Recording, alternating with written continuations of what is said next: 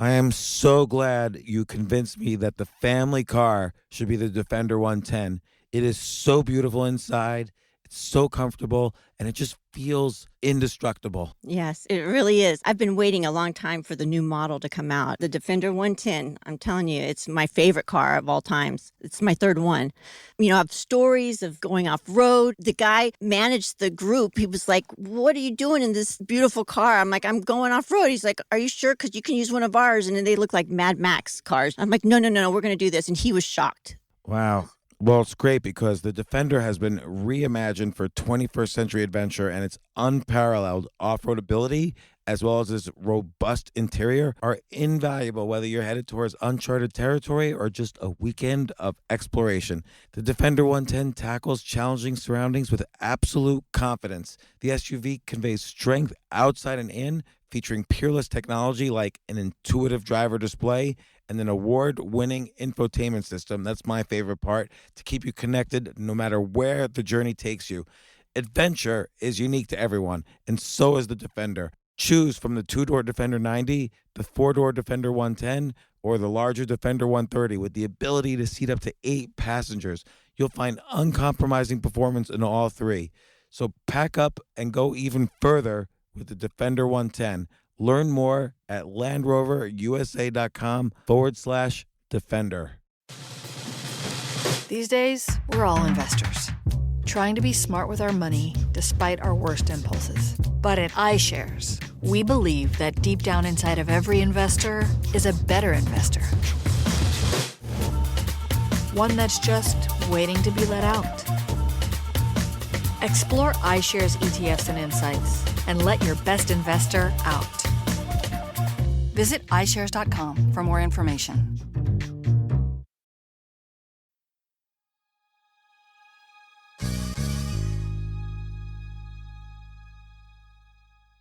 I think out of 1,500 podcasts, I can't remember another podcast where I cried in the middle of the podcast. And I have on Nick Shaw. He wrote a book about an intense experience he had and his life after that. The book's called My Teacher, My Son, Lessons on Life, Loss, and Love. Again, it's called My Teacher, My Son, Lessons on Life, Loss, and Love. Beautiful book. But let's let him tell the story. Here he is. This isn't your average business podcast, and he's not your average host. This is the James Altucher Show.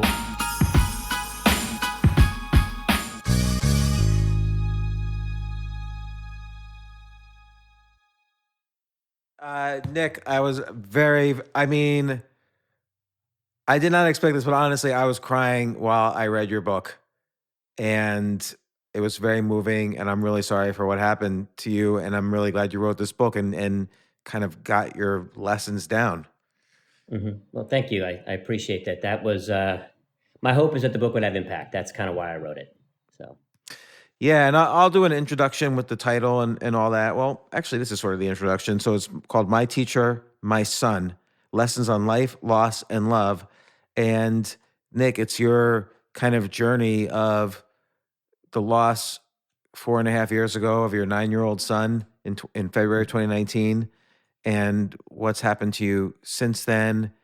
And again, I'll let you tell the story, but I was really moved by it. But I don't know where, I don't know where you want to start. Like, do you want to start with the day that, obviously the day your son died was the day that started all of this. And again, it's horrible. I couldn't help but think of my own children and how I would react. And you really, have a brave example here in this book. yeah, no, yeah, I'm happy to kind of start at that day because that is really where all this journey began. So on a ski vacation in Montana, Big Sky, Montana. I grew up skiing my whole life. It's actually skiing was a big passion of mine, and a day that started like any other day. We're all excited to get out there on the mountain and beautiful day, beautiful conditions. We I took William to the top of the mountain. He'd been looking forward to getting up there for a year because we went the year before, but didn't make it up there. And he was a very good skier, right? He was, yeah. He skied on He was 9 years old, but he was 9 years old, skied on the local ski team here in Massachusetts. And I took him to the top of the mountain, had the run of his life. Like, it was amazing, right? He was top of his game. I had the whole thing videoed on a GoPro. And then as we were heading down to the bottom of the mountain to meet up with my wife and my younger son, Kai, we were on a catwalk. And for those of you who don't know what that is, it's a fairly flat road that kind of winds its way down the mountain. And I was about 10, 15 feet in front of him. And as I was rounding a bend to kind of follow this road on down the hill, a skier came whizzing past me and said, "Hey, was that your kid who went into the woods?" Because William is a bit behind me because, it's a fairly flat road and I'm heavier, so my momentum was carrying me. So I quickly stopped, took my skis off, and started to walk up the hill, and he was nowhere to be found. So at which point, did you start to fear that something happened? I mean, it was it's a good question. I was walking up the hill, and just to give a bit of the sort of context, off this slope it was kind of steep off the side of this road, and it was heavily wooded with powder snow. So I walked up the mountain thinking, okay, I'm going to find him sort of buried in powder snow, having a hard time getting out, which is typically what happens when you fall into those types of places. But as I walked up the mountain, he was nowhere to be found. There was no impression in the snow or no marks where he may have skied off. There was nothing. It was like he just disappeared.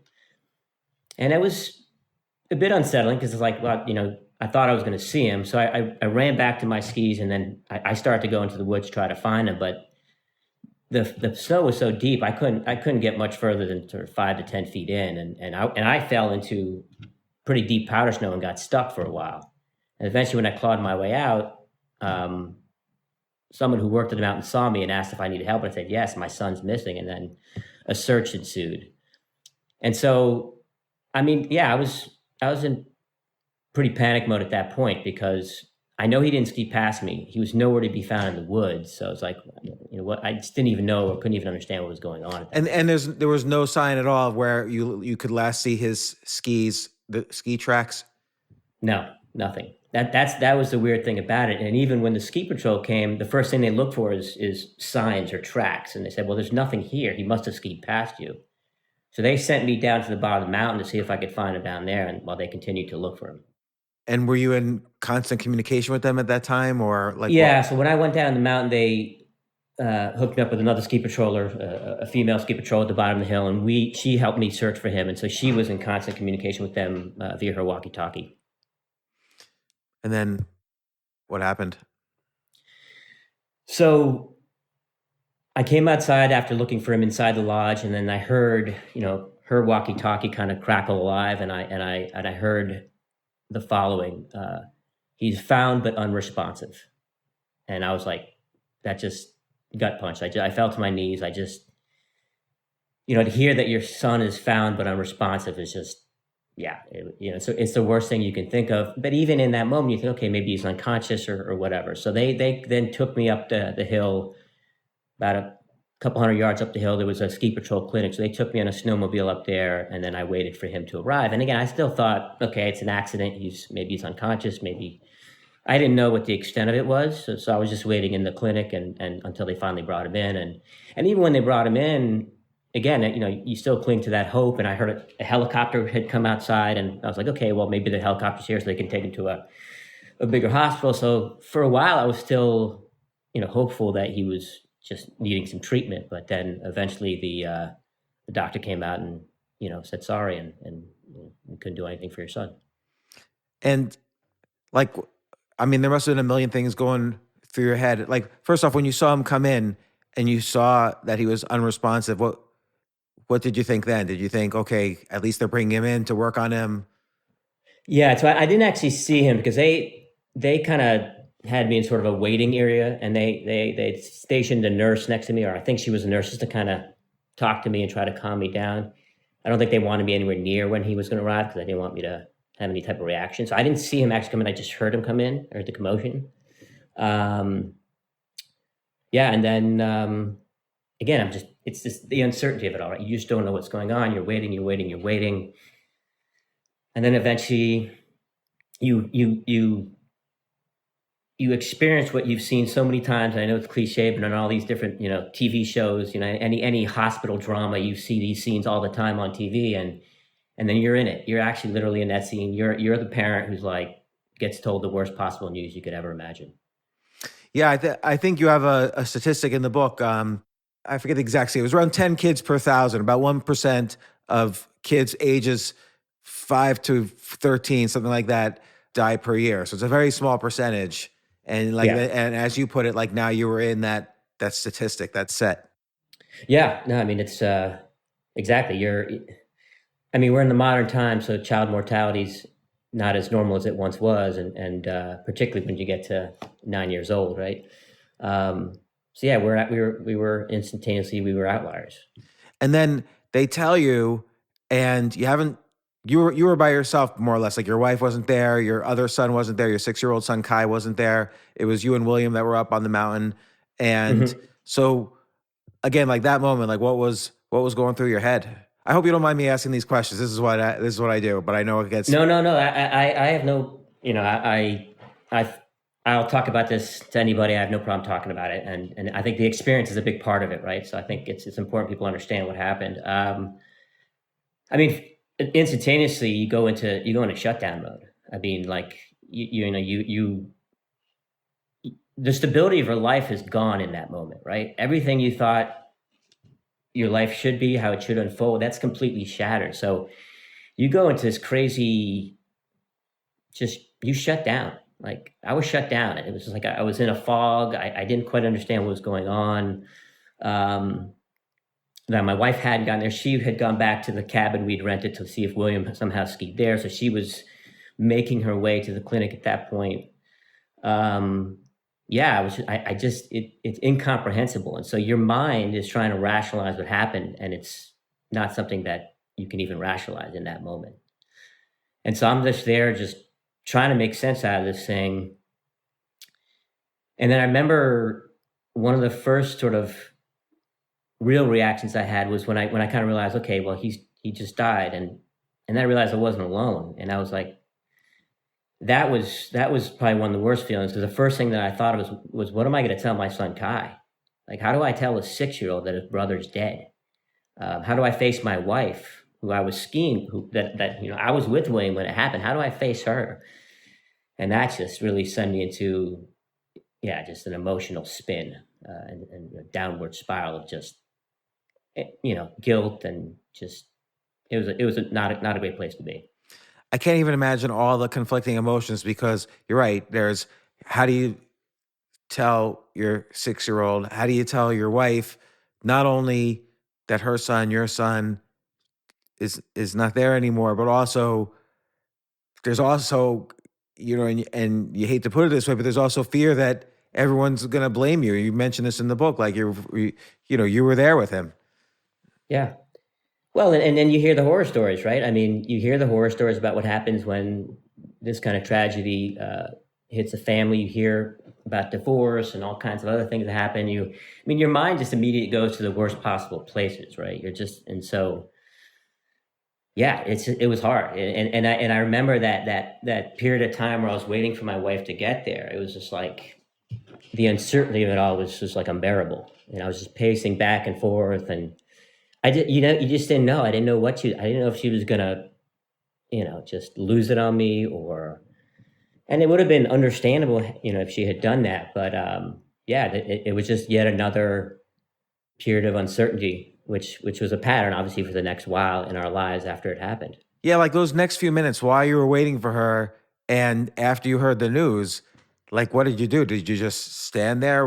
Were people around you? Like what did you do then? Because I don't quite. Yeah, no, it's a good question. I honestly,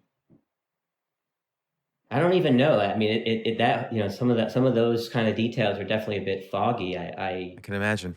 I think I was just.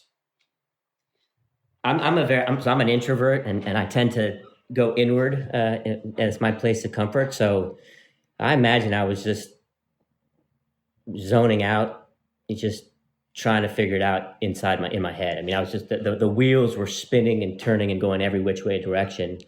um, while I was waiting for her. And then she shows up, you see her.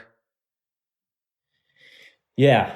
So this is one of the most amazing things that I think I've ever experienced. So my wife comes, she arrives to the clinic, and I think we're about 10 feet apart, and I tell her, I said, look, he's dead.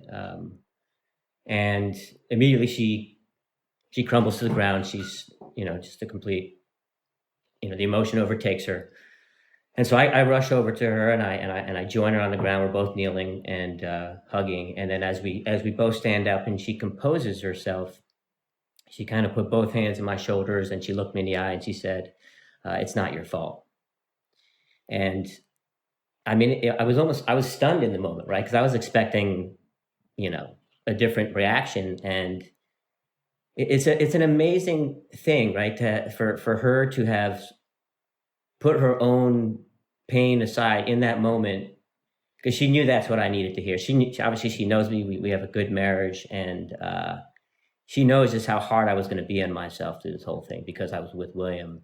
And so for her to say that to me in that moment, it's one of the most selfless acts that I've ever had done to me, right? And it set the tone, James, because had she said something different, it might have set me off, or it might have caused friction between the two of us. But that set the tone of how we were going to figure this whole thing out together. And then you go back to the family that you were vacationing with. They were watching Kai, and you see Kai's playing games with his friend. Mm-hmm. Well, first off, on the way there, did you and your wife have any conversation? Like, what's kind of like, what do people talk about in this moment? Or is there just nothing to say?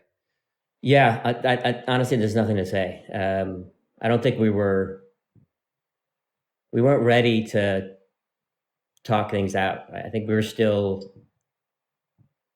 in this sort of zombie-like surreal state. Maybe your brain's almost protecting you. Like, okay, you knew the next task was tell Kai, the 6-year-old, younger brother of William, and you just stayed focused on that. Like the brain wouldn't let you veer from that. Yeah.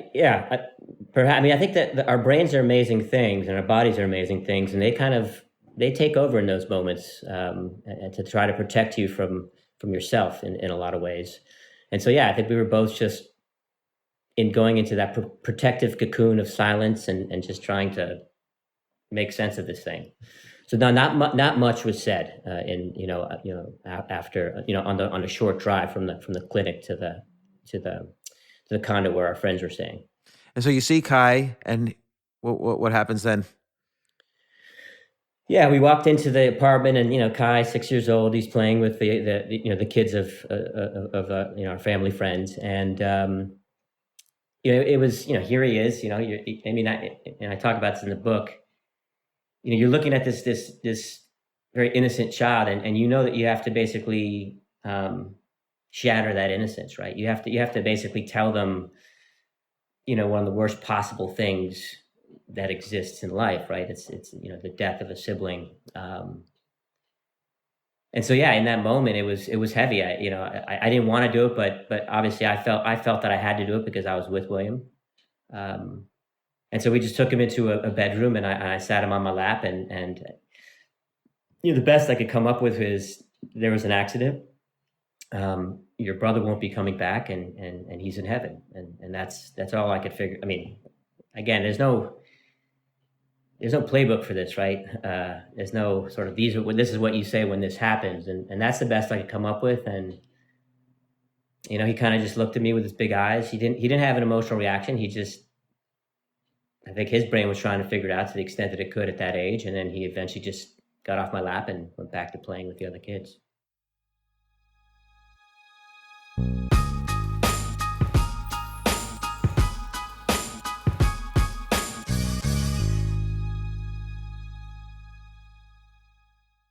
Oh my gosh, I love these clothes. Mizzen and Main. That's Mizzen and Main. It really is the most comfortable work clothes. Travel clothes. I had to travel this whole week. I'm traveling for a week and a half, and I just took Mizzen and Main clothes with me.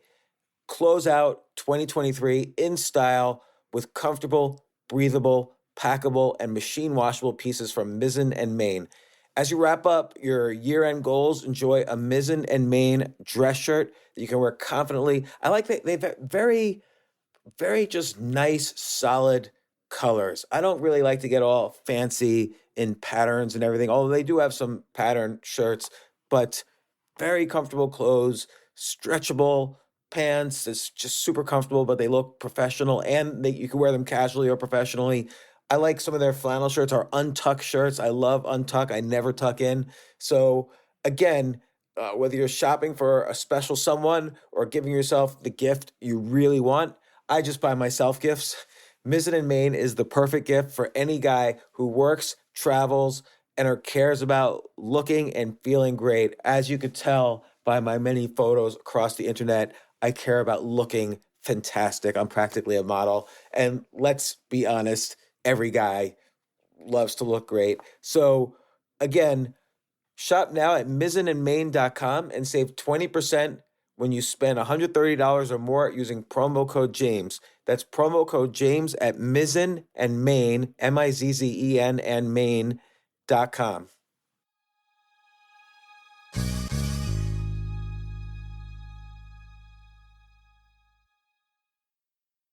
You know what I love about fantasy sports is that even though I'm not going to be a great basketball player or a baseball player or a football player or whatever, I feel like I get to participate and make decisions and use my knowledge of these different leagues to or these different sports to compete. So it's like I can pick my team or I can pick my favorite players and I could use my knowledge to make predictions and maybe even make money. So with the basketball season here, you can now pick combo projections across football and basketball from the Specials League on Prize Picks. This is a league created specifically for combo projections that include two or more players from different sports or leagues. Want to play alongside some of Prize Picks' favorite players like rapper Meek Mill and comedian Andrew Schultz, who's also been a guest on this podcast, and I've been a guest on his? You can now find community plays under the promos tab of the app to view entries for some of the biggest names in the Prize Picks community each week. Look, Prize Picks even offers a reboot policy so that your entries stay in play even if one of your players gets injured. For football and basketball games, if you have a player who exits the game in the first half and does not return in the second, that player is rebooted. Prize Picks is the only daily fantasy sports platform with an injury insurance policy. What? So I love playing it. I love anywhere where I can use analytical ability with my interests to demonstrate some skill and maybe make some money. And I like the game-like aspect. I do wish they had chess as a category on prizepicks.com, but I'll settle for what they've got. Maybe I should make my own fantasy chess league. But in any case, I love Prize Picks. Go to prizepicks.com/James. Use code James for a first deposit match up to $100. That's the easiest $100 you're ever going to make. So that's prizepicks.com/James and use code James. Daily fantasy sports made easy.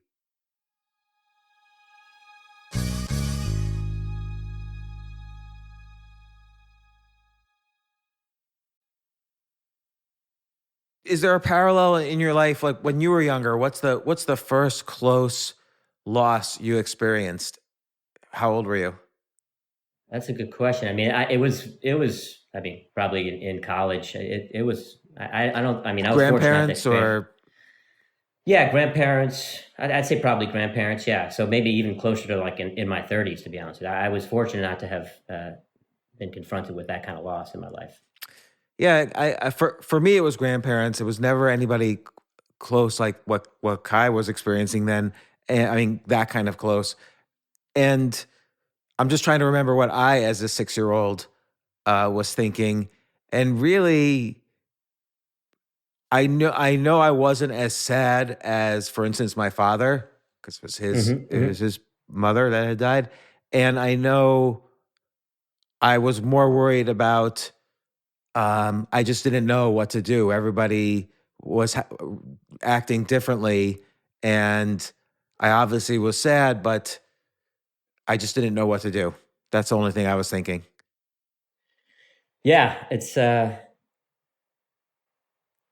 I'm not quite sure what Kai was thinking. At that age, you're just developmentally in a different place, and at that age, you're still very much focused on yourself. I mean, I think there's a certain age where kids are very self-oriented, and that's just a normal part of development. And he's not a super emotive kid, even to this day. We went to a family therapist, and we did all we got all the resources we could to help us through this ordeal, and he just processed things in his own way. And he must have And seen over the weeks and following, he must have seen, you and his mom upset, and sure. he was probably like, were you trying to still comfort him while dealing with your own loss, or was he in a weird way? Was there any reversal of roles? Like, was he trying to comfort you? Yeah. So I wouldn't say he was actively trying to comfort us, but in a strange way, sort of implicitly he was, because so there's a specific event that happened, which I talk about in the book. In the days after William died, my wife and I, we couldn't look at any pictures. It was just way too painful. And as we were planning the funeral and all the things you have to do when you lose someone, we had a bunch of friends over, and they needed to get a picture for the obituary. And so I gave them my phone. I said, go scroll through my phone and find one. And somehow my phone made it into Kai's hands. And so eventually I noticed this, and I walk over to him, and I'm like, my instinct was, I want to get that phone out of his hand, because I don't want him to feel that pain, the pain that I was so afraid of experiencing, had I been the one looking at pictures. But then I got to him, and he had this big smile on his face, and he was just like, he just wanted to see a picture of his brother. And there was this resilience about that in him in that moment that was like, wow, he's if he's able to do that, that's kind of where I hope to get to someday. And so he became kind of like my inspiration on,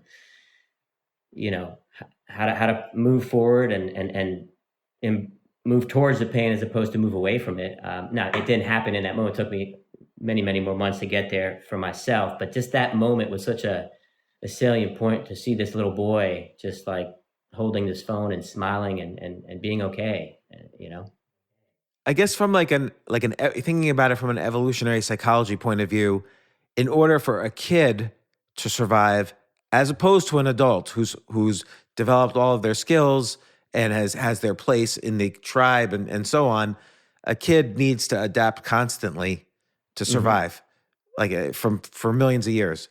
I guess that's a muscle. It's easier to have when you're young. Yeah, I think that's right. I mean, kids are highly adaptable. They first off don't have the years of formation and programming that we do as adults, so it's easy for them to sort of change quickly, right? Because they don't have the baggage we do as adults, and I believe that served him in that moment, in that period of time. And then, so and you sort of describe this in the book, and I know it's personal also. But how did you and your wife start getting back on track? Because, like, as you mentioned, obviously the first thing you thought of even was, okay, this is going to lead to divorce. That's what happens in these situations. It's hard to kind of stay together, not only because there's pain constantly, you're each reminding each other of the pain, but there's also potential guilt and anger and so on. So I want to mention also that he actually, and this I thought was important, is that the doctor told you upon the autopsy, or the coroner told you that probably William died instantly, or he thought William died instantly. That's right. That's right. Yeah. He so the coroner's report, he died from blunt force trauma to the head and neck, or head and chest, I believe. And so that was for me a momentary relief, because I thought he had somehow gotten stuck in this thing called tree wells, which are these sort of deep holes when there's a lot of powder snow, and I thought he was somehow trapped there and suffocated, or so I was obviously going to the worst possible places. So the fact that it was quick, it was pretty much painless was a small piece of relief. Over the weeks, months, years since then, how important was it knowing that for your, I don't want to say recovery, but your progress? Like, if you had heard differently, would that have drastically changed things, or? I don't know. It's a good question, James. I mean, so before I found that out, I tried to play the events of the day, of that day. I mean, I played them over in my head constantly, and the biggest question was, well, could I somehow if I could have gotten to him sooner, right? Would he have lived, right? And remember, I told you I was stuck in snow. I couldn't move. Like the snow was like it was like I was encased in concrete. But you hear stories of people doing superhuman things and lifting cars off their kids. Adrenaline kicks in, and so I was like, well, why didn't that happen to me? Why couldn't I just power through? Why couldn't I just find him, right? So that was tough to have that as an open question was definitely haunting me. And yeah, if I'd found out he died of suffocation or whatever, yeah, I think it might have been a different. I'd be carrying a sense of guilt with me. It'd have been a lot heavier, I would say, because you like to think you can do superhuman things when your kids are in harm's way. Yeah.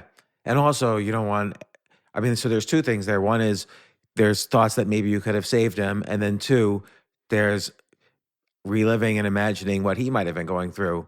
And so, Absolutely. I guess Absolutely. that's a saving grace here is that it was just like a light switch flipped off in some sense. Yes. So as opposed to him going through some bad experience, you and your wife made use of a support group, and there was a person there I remember who was saying how he was describing his own experience, and after his daughter died, which was he was older than you, so it was like something like 20 or 25 years earlier. He said he had Mhm. never experienced a day of happiness again, and you kind of resolved you didn't want to be like that. But when you heard that, what did you think?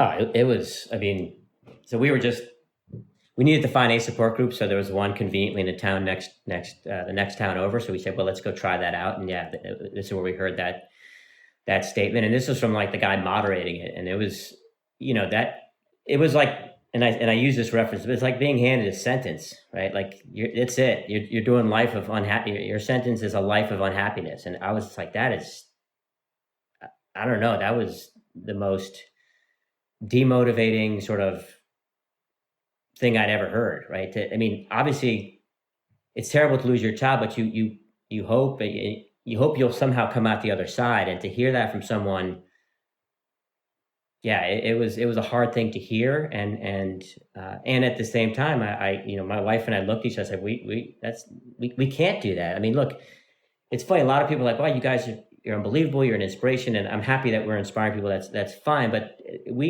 my wife and I had this resolve. There was no choice, right? It's not like we were going to just throw in the towel and then Kai would be at the mercy of whatever happened to him as a result of that. There was no choice. We were going to get through this, come hell or high water, because we had our other son, and we came up with a mantra.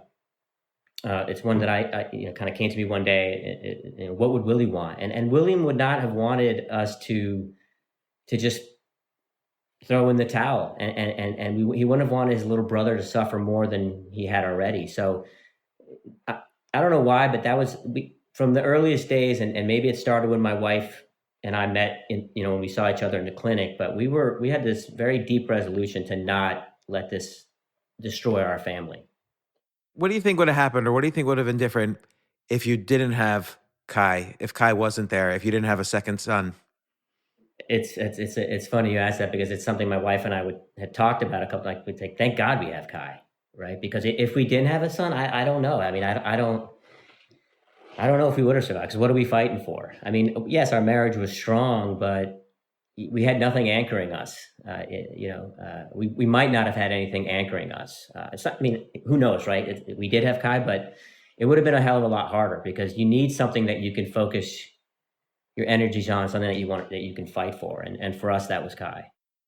And this is like an odd set of questions now, but at what point do you allow yourself to enjoy things again? Like, I know, like, I think it was that first week or weekend or whatever that you were able to just get your mind off things, but you watched a movie, but but that's just to get your mind off things, to escape. When do you actually allow yourself to enjoy, and how do you overcome the guilt that might come up when you actually enjoy something once again after the death of a child? Yeah, it's a great question, and I touch on this in the book. The when, I think, is different for everybody. I mean, ultimately, James, at some point you got to accept that this has happened. You can't just deny that it's happened, and you have to make a choice that you're going to move forward. And I know that sounds crazy, but at some point, if your resolve is to try to live as normal life as you possibly can, then you have to accept what's happened. I mean, it's not like we can go back and change things. So another part of the story that I'll share, which is also in the book, is we had another child. So a year and a half after William died, our third son Bodhi was born. I'm at the hospital, right? And I know you have children, so you've had the experience of, you're in the post delivery room, right? And you're settling down, and they put Bodhi on my chest. And I'm sure you've had this experience, but a common sentiment is like, oh my God, look, I have this beautiful new life in my hands. I wouldn't trade this for anything in the world. And that was the thought that went through my head. And then in that moment, I was like, wait a second, I can't say that, can I? How can I possibly say that I wouldn't trade this for anything else in the world, because the only reason Bodhi is here is because William died. And so that was, I'm having to hold these two things, right? Death of one son, birth of another, which are linked. I mean, I was, at that time, I was 44. 44, right? I mean, we weren't going to have more kids, right? And that was really hard to figure out how to hold those things, and do a lot of work with therapists and support groups, things of that nature. You have to get to a place where you got to stop framing things as either or. Either I'm happy or I'm sad. When you go through something like this, you gotta find it in you to say, well, I can be happy and sad at the same time. I can be happy about Bodhi, and I can be devastated about William. And you don't talk about this in the book, and you don't have to answer this, but you had a son, Bodhi, and you made the decision to have that son in part or maybe entirely because William had died, and you talk about what your wife was going through in terms of her role as a mother and life decisions she had made. Was it hard initially when you guys were regaining intimacy? Like, again, it's something you have to enjoy, but it's hard. It was hard, and it was hard. And if I'm honest, the process of bringing Bodhi to life, it was not super intimate. It was functional, right? We wanted to do this, so we were pretty clinical about it, right? We figured out when the timing was right, and we did what we had to do. So it wasn't intimate. It was just something we had resolved to do, and so we did it. And then, obviously, new child's there. A new child takes a lot of time. If you're in your 40s, you're going to be tired all the time with a brand new baby. And Kai also now can focus on that he has a baby brother, or there's a new baby in the house. Did looking at Bodhi, particularly in those early days, always remind you of William? How did you avoid thinking of him as a replacement and give him his own life in some sense? Yeah, so one thing we did talk about when we made the decision to have another child, it wasn't about replacing William, because that would never happen. It was about filling a void, right? We were a family of four. There was a nice symmetry to that, and we just felt very unbalanced. And also, we wanted to give Kai another sibling. That was one of the biggest tragedies, is to have had to lose your sibling, to use your older brother who you idolize, right? That was just, for me, one of the most heartbreaking parts of this whole thing. And so if we could fill that void somehow, that's why we decided to have Bodhi, and also to fill voids in our own lives. So no, I wouldn't say he reminded me of William, although he looks a lot like William, which is kind of crazy. So Kai doesn't look as much as his two brothers as the two of them look alike. It's pretty crazy. I mean, people have seen pictures of them, like when William was 2 and Bodhi was 2 and 3. It's kind of scary, but that's never bothered me. I will say that, what was tougher for me is in those early days, having a baby's tough, right? And so when you're tired and you can't console your baby, and that's the reminder of like, well, shit, this is where I'm at again. I'm at this stage of life. I'm having to deal with an unconsolable baby. And that was really hard because I didn't want to be there. I didn't want to be in that phase of life. I thought that ship had sailed. And, when William died, we were just at the stage of our family sort of life where William was 9, Kai was 6. Like we were starting to be able to do things as a family. Right? There's that stage where like you can actually do things as a unit. And the minute that, and that was lost as well. So there was a long time where I was very bitter about that. I was very bitter about the fact that now I'm a father of a newborn and I got to do this again. And it caused some tension for me and Susie, and we had to have some sort of come to Jesus type of meetings or conversations, but it's still something. Yeah, that's where I had to find a way to like appreciate what I have and also be okay, and not blame Bodhi or the situation on him because it had nothing to do with him. You mentioned come to Jesus meetings or talks, but do you have a faith? Like it seems like I wonder if faith would make it easier to get through an experience like this. Yes, I'm Jewish by ethnicity or by I'm not. I was never a practicing Jew. So actually, before the tragedy, I didn't really pay much attention to religion. I will say that since what happened, I've become more spiritual for sure. Well, just the name Bodhi, a beautiful Buddhist name. Mm-hmm. Yeah, I mean, absolutely. We that was my wife's idea, which I love. But Bodhi is short for bodhisattva, who are people, like souls who forgo nirvana to come alleviate suffering, and we thought that was appropriate for him. But I found spirituality, at least, or what I think of as spirituality, which is to try to look to something bigger than ourselves as a way of working our way through the challenges of this life.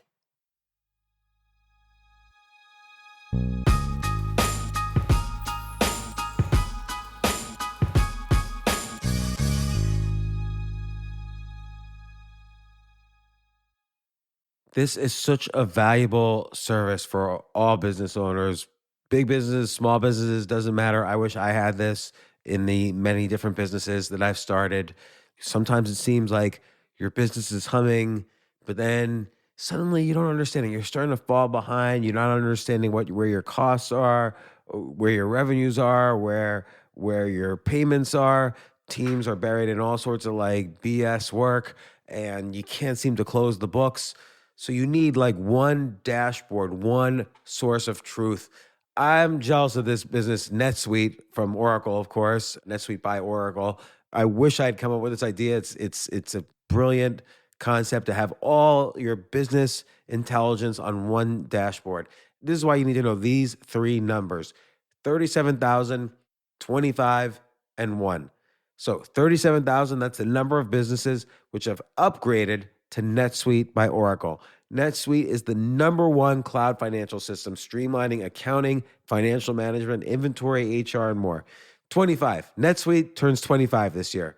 That's 25 years of helping businesses do more with less, close their books in days, not weeks, and drive down costs. 1, because your business is one of a kind. So you get a customized solution for all of your key performance indicators, your KPIs, in one efficient system with one source of truth. Manage risk, get reliable forecasts, and improve margins. Everything you need to grow all in one place. So right now, download NetSuite's popular KPI checklist designed to give you consistently excellent performance absolutely free at netsuite.com/James. That's netsuite.com/James to get your own KPI checklist. netsuite.com/James.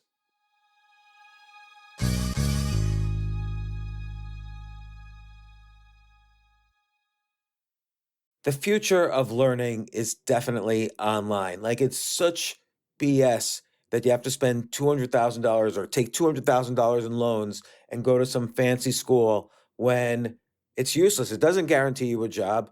Most employers, including me, do not care about degrees or grades or anything like that. We want to care that you love what you're doing, that you know what you're doing, in some cases that you have experience or that you're willing to learn.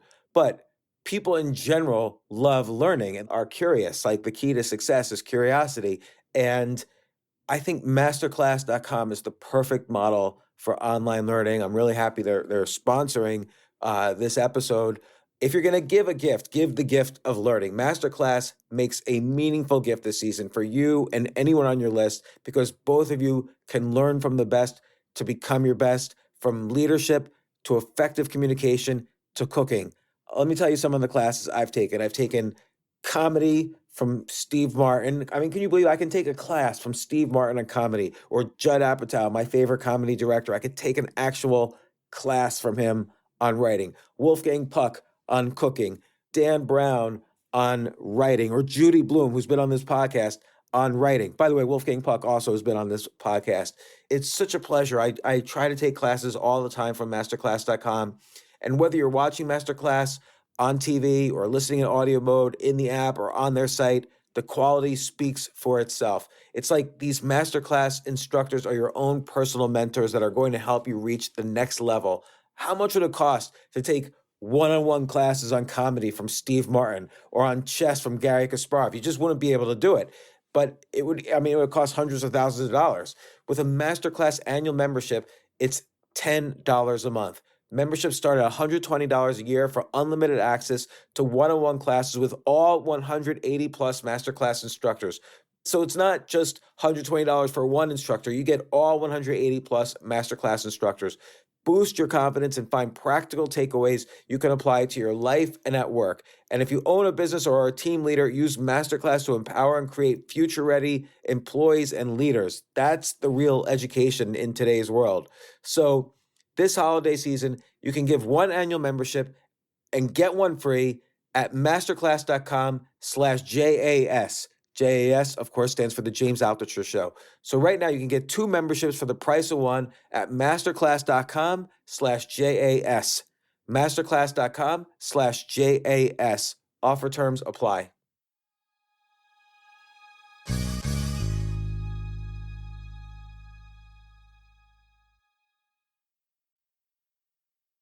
You mentioned a Viktor Frankl quote. Viktor Frankl wrote Man's Search to Meaning about his experiences at Auschwitz and the Holocaust, where he lost his wife, he lost his parents. And the quote was, the one thing the Nazis cannot take away from us is our ability to choose how we feel. And I thought that was a great quote, which I need to remind myself of more often. And did you find solace in quotes and readings like that, like to help you remind yourself? Absolutely. I did a ton of reading. Again, I tend to be a deep thinker, and so I read a lot and I go inward a lot. And so I read, that was an immensely powerful book, because that is the one thing. That's the only thing we can have control over, right? As I learned the hard way, we don't have control over much in this world, but we can control how we show up, what our attitudes are, how we deal with the different situations in our lives. And I know that's easier said than done, but it can be done if you set that intention.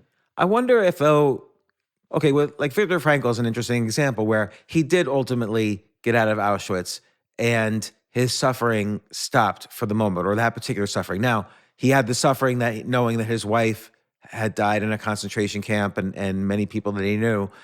But I'm wondering, like, given a complicated situation now, like let's say you have a difficult situation at work or some difficult emotional situation, usually people kind of toss it off and say, well, every day has its ups and downs, or there's always ups and downs, or,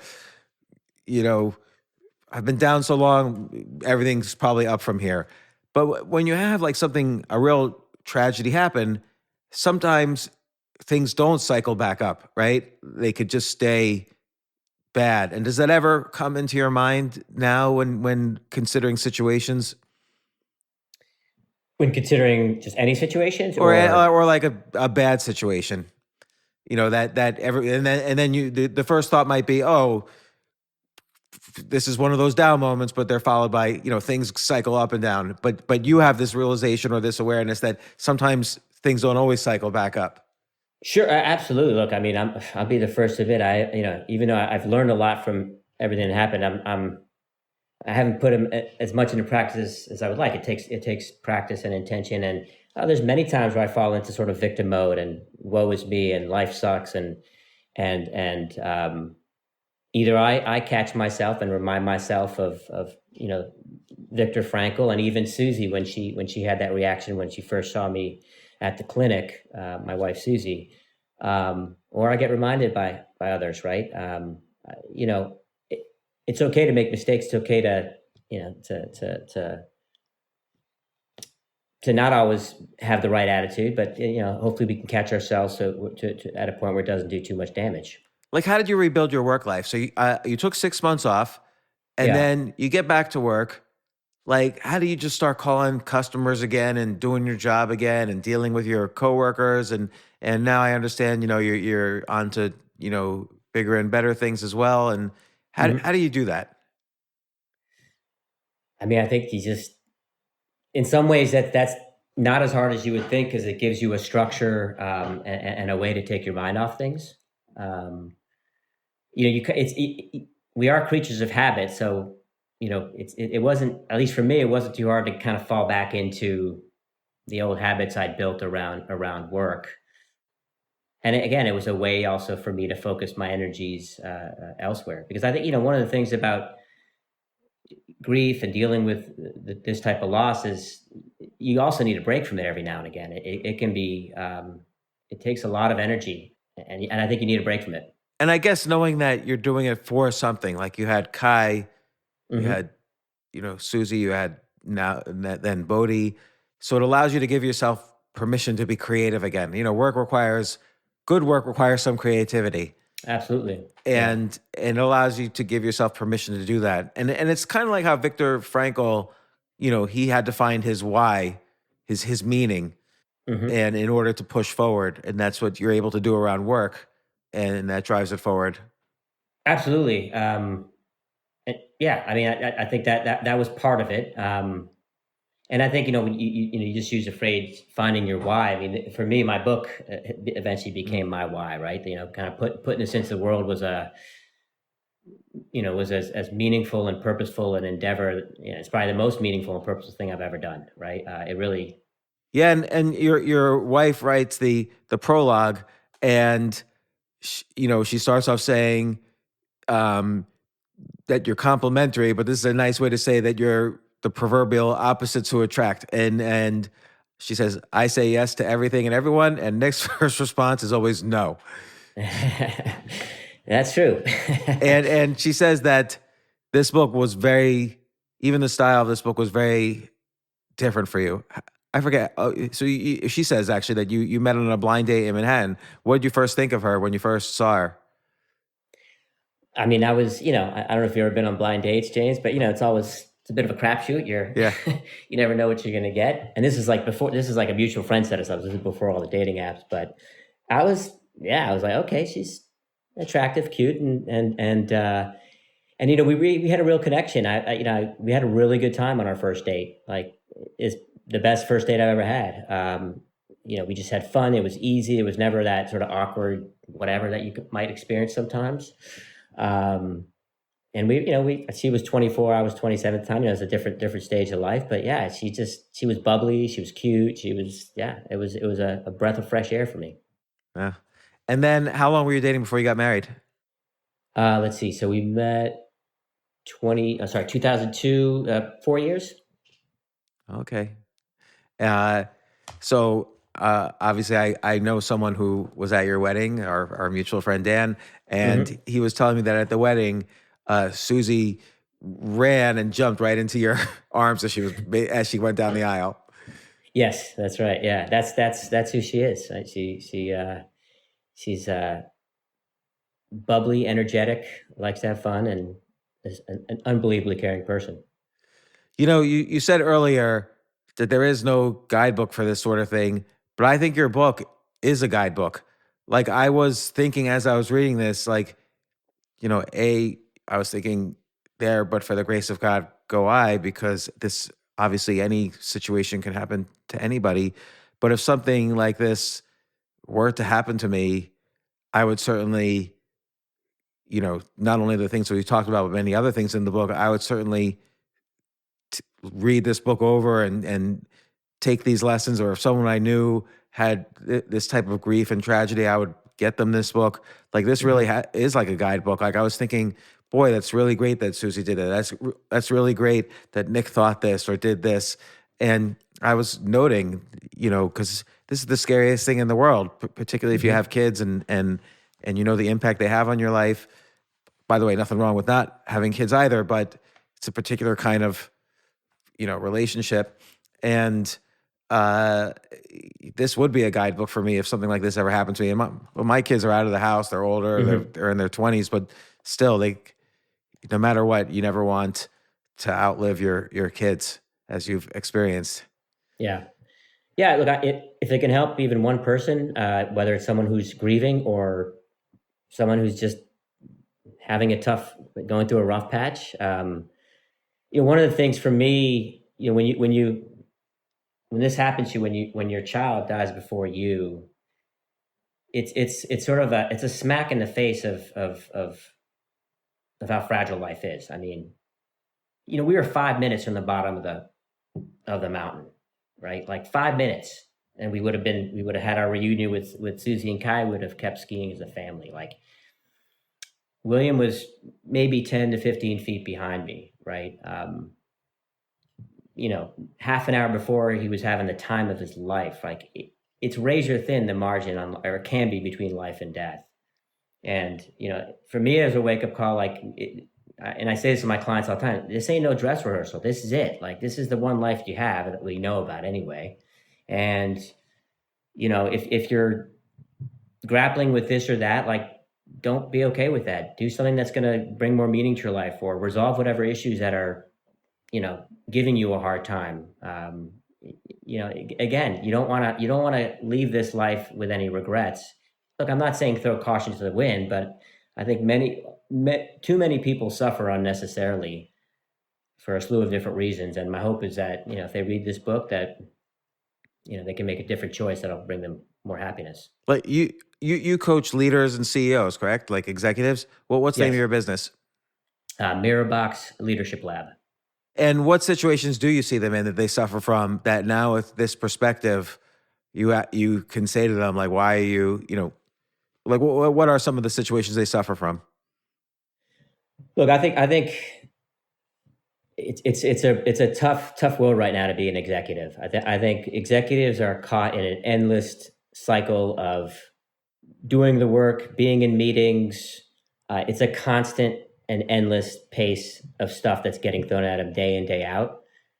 And I see these executives, and it's like you do that, and then you come to the end of the year and you get a momentary pause, and then you got to start the clock all over the next year. And it's just like you're doing that every single year over and over and over again. And I'm just like, for what?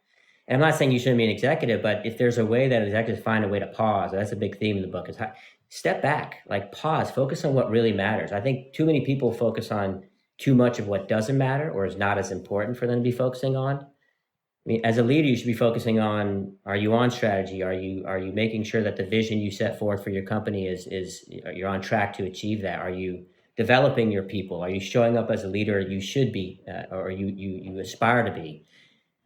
I've coached a lot of leaders, and the majority of them aren't. And I think that's a shame, because as a leader, you set the tone for everybody you lead. And you have a huge impact on the lives of the people you lead. And unfortunately, we've all seen the statistics of disengagement and people leaving crappy bosses, things of that nature. And it's because I think leaders don't take the time to be more intentional about how they want to lead and be as leaders. Well, and again, and you show with this book that leadership is not just about the 9-to-5 workplace, but you could be a leader in every area of your life and demonstrate leadership in even the most tragic areas of life. And again, your book, My Teacher, My Son, Lessons on Life, Loss, and Love, Nick Shaw. I guess you can get this on Amazon. Mm-hmm. That's probably the main place people are going to buy this. Yep. And it's a beautiful book. I'm really sorry for your story. It did make me cry reading the book, and it really seldom happens. I read so many books for this podcast. I can't remember the last time a book made me cry. I don't know if that's a good thing or a bad thing, but Thank you for writing it, and thank you for coming on the podcast and sharing your story. I know it's tough as you are selling this book to probably constantly share it, but thank you for doing this. Absolutely, and thank you for for not being afraid to ask me the tough questions. I think that's important. I'll always do that. So yeah, no, I appreciate it. I honestly, I think too many people avoid it, and honestly, my story is my story, and I'm happy to share it. So yeah, thank you. Thank you.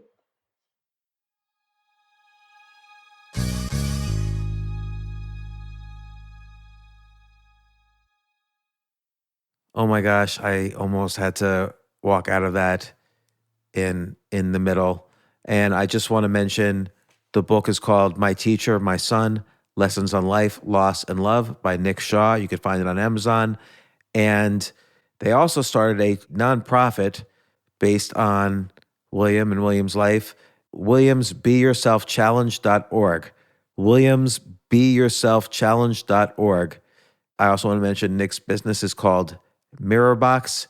And once again, the book is My Teacher, My Son, Lessons on Life, Loss, and Love. Even if you know someone who's been in this kind of tragedy, buy them the book and, good luck.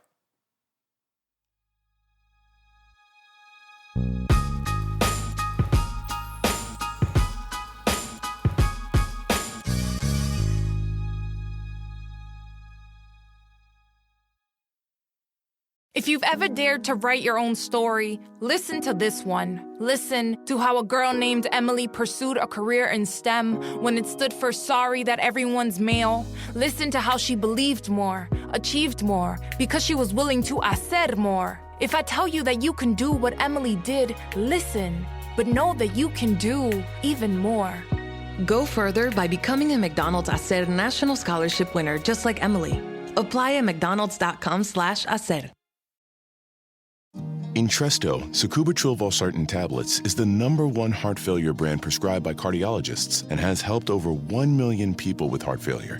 It's a prescription medicine that treats adults with long-lasting chronic heart failure and works better when the heart cannot pump a normal amount of blood to the body. Don't take Entresto if pregnant. It can cause harm or death to an unborn baby. Don't take Entresto with an ACE inhibitor or aliskiren, or if you've had angioedema with an ACE or ARB. Don't take with aliskiren or within 36 hours of taking an ACE inhibitor. The most serious side effects are angioedema, low blood pressure, kidney problems, or high blood potassium. Angioedema is swelling of your face, lips, tongue, and throat that may cause death. If it causes difficulty breathing, get emergency help. Ask your doctor about Entresto. To learn more, visit support.entresto.com or call 833-446-6699. For pricing, visit Entresto.com/cost. If you can't afford your medication, Novartis may be able to help.